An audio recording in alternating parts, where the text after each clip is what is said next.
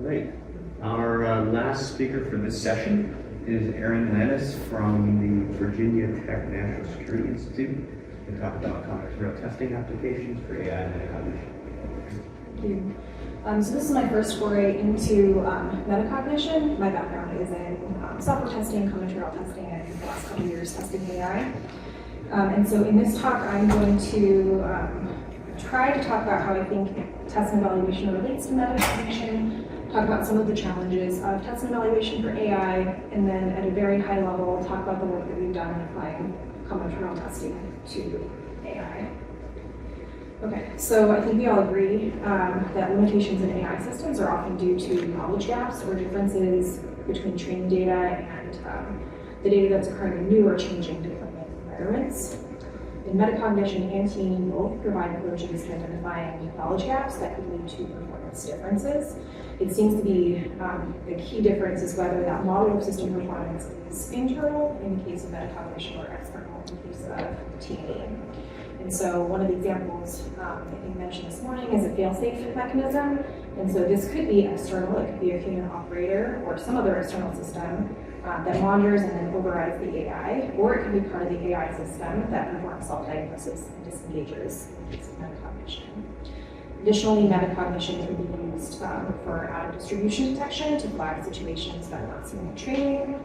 The metacognition model can have a detailed understanding of system performance to identify when and where failures occur. But then additionally, teaming methods or metrics can be used for out-of-distribution detection and for measuring system performance to do fault analysis. And these methods might be internalized to become metacognitive capabilities. And then additionally, teaming methods could support some functions of this general metacognitive loop architecture that was proposed to address robustness issues. So this architecture has three phases: note, assess, and guide. In the note phase, it is performed to detect changes to conditions under which the system has no good performance. And so we can think about in teaming system performance measured across the operating envelope to provide information to detect that anomalous performance.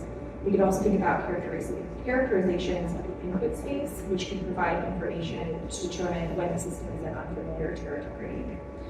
The assess phase is used to determine the severity of the anomaly in spot location, seeking probable causes for the anomaly. And we can think about from teaming correlations of the input space and or intermediate outputs with system performance in order to support impact assessment. If something has changed here, how is this going to impact the mission? And there's also teaming methods for root cause analysis that can be used here. And then in the guide phase, this is creating recommendations to recover and then monitors for whether the response results in return to good system performance. And then through teaming, we could have iterative evaluation to support monitoring system recovery success. So what is teaming? It's a systematic process of characterizing the properties of a system and determining suitability for a purpose. Often, teaming approaches for complex software systems are applicable to testing AI, but there are some additional new challenges. So the AI risks differ from traditional software due to data quality, where, for example, the data is not an accurate representation of the operational environment, or due to the nature of AI models. These could be more complex due to the functions that they are representing. Models could be transferred to operating envelopes that they are not suited to, and additionally, the opaque logic of models as their weights makes the fault location process of teaming much more difficult. Other risks are due to AI use, so there are post-deployment challenges with maintenance, in part due to the model or the environment changing more rapidly than in traditional software. And all of these can lead to risks of test efficiency. And so, for example, the data in the models are both difficult to white box analyze. There can be variation in outputs for AI from changes to the training data, the test data, or the code, whereas for traditional software, it's just changes to the code. And then some differences in test evaluation between AI and traditional software are due to the non-determinism of AI. We could have probabilistic outputs that differ from the same input, functions are approximate and can give answers that are close enough, so we need some threshold to determine whether that answer is correct. There might be no single correct answer in case of language translation, and these contribute to needing a larger test corpus to estimate the case of correctness. Additionally, there are often implicit requirements for AI, so sufficient test sets need to cover all the conditions that can impact system performance, but the requirements are often implicitly derived from the data, and so the impactful conditions may not be known up front. Characterizing which conditions are present in an input sample itself may be difficult, and AI is intended to operate in an open universe, so there is some resistance to defining boundaries. So often we have a large corpus of training data in hopes that the law of large numbers will mean that all conditions are going to be covered, and this can add difficulty to characterizing the data. Test and evaluation needs bounded system requirements to have explainable performance and well-defined operating envelope, which is but the reason that AI is able to generalize outside of training data to adapt to those settings. And so, due to the data dependence, trustworthy AI characteristics are often related to the input space. We want robustness to small changes in the input space, security against adversarial inputs, mitigation of unintended data bias that prevents generalization. And so, to conclude, characterizations of the input space, while difficult, are really important for teaming. So that's going to take me to our approach, which is to apply combinatorial testing to the AI input space. And so the intuition here is that a model learns a relationship between combinations of features and labels, and so gaps in the coverage of that space could lead to failure to model relationships. This can be applied to engineered or labeled features, metadata, or both. And so here's just kind of my math slide. We have some metrics to detect gaps in the input space coverage. Combinatorial coverage measures gaps between the data set and the universe, and set difference combinatorial coverage measures distance between data sets. This does require input parameter modeling, so we need to define the universe, etc. And so this is an example of a very, very small data set where we would have n samples, k metadata features, and we're looking at combinations of features and interactions, so we need to find values to those features. And I realize I'm going to be short on time, so I'm going to try and hit the high weights here. So one application is in measuring the operating envelope. So a question you might ask is, can we transfer a model to this domain? This was an example of an experiment we ran on the PlainsNet data set. And so we had a model that was developed over the Southern California part, and then we tried to transfer it to the Northern California part, and we had a drop in performance. The same performance drop was not exhibited when we trained in the North and we transferred to the South. The North actually had half as many images as the South, so it's not a training data quantity problem. And so we used our coverage metrics, and they correlated with performance drops. So the North covered more of the context of the universe than were covered by the South data set, and additionally, the North covered more of the South than the South covered of the North. We can think about covering the gap once we've identified it for transfer learning. So what are the top information gain data points for improving the model for this deployment? So here we had two options. We could either fine-tune the source model with some images from the target domain selected through our set difference combinatorial coverage approach, which is the blue line, or we could randomly select the same number of images.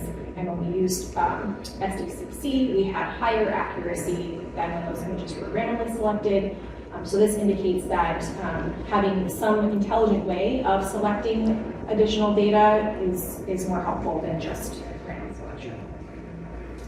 We can also think about systematic test design. So how can we distinguish a model's performance on learned domains from its performance on generalization to new domains? And so this was on the MNIST data set. We had a combination of features from the latent space and some metadata features like the image rotation. And so what we found was that test samples that had all of their interactions covered by the train set, that's in blue, had higher accuracy than test samples that had some interactions that were not covered by the train set. And notice I'm not talking about samples being in both sets, I'm talking about whether or not the interactions were covered. And so this could help us to create representative test sets. These are the ones that are covered with interactions covered by the training set, or challenging test sets, those that had things that were not covered in training.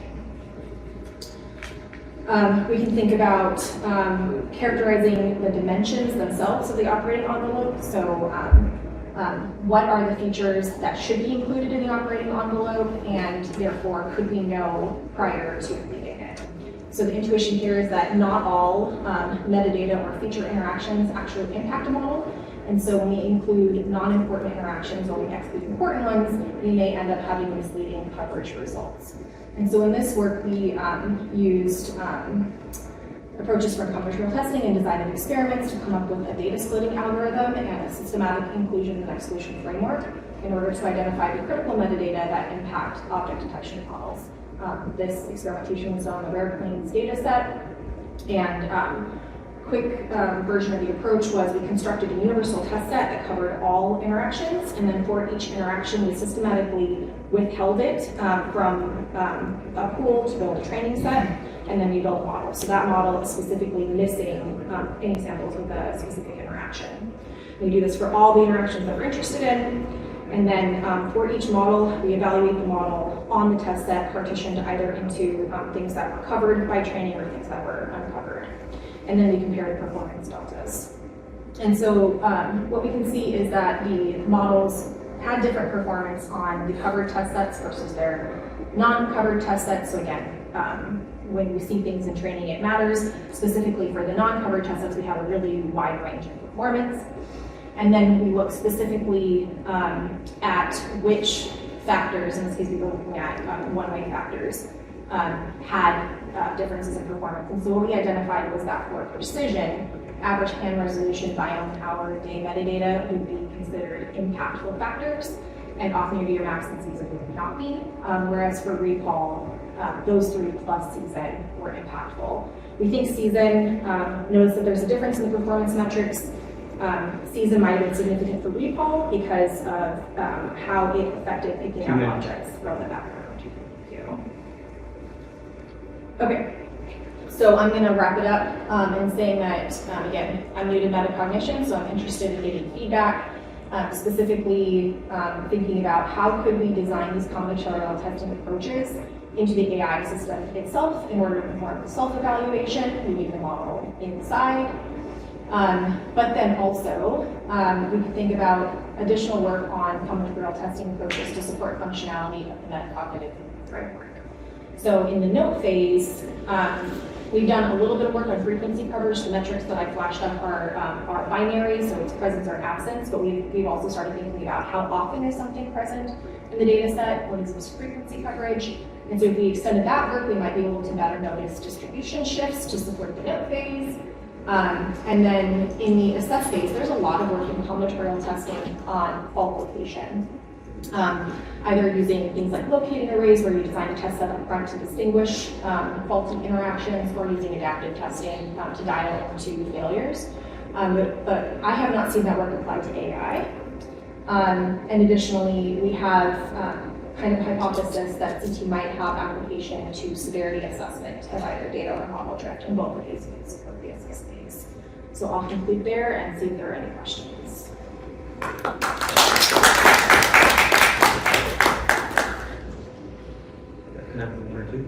Can you comment on the scalability of because once you consider beyond maybe pairwise interactions and make more than just a few metadata factors, how does that scale? Yeah, so that is a challenge. There are a few things that you can do. One, you can restrict the strength, so how large a combination you're considering. You can also think about what is your binning strategy. So this does require discretizing the inputs. And so there are some approaches on CT for screening where, so you can think about, what if I just have really big bins and I'm just looking at high versus low levels? That's going to do some space reduction.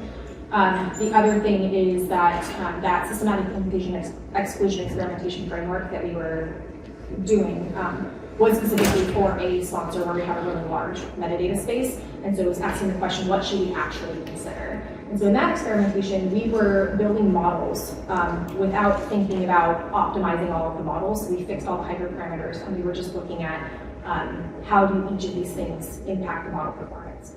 And so you could think about doing these kind of screening experiments where you're not trying to get the best model performance possible, but you're just trying to see what matters, and that could help you to reduce your space.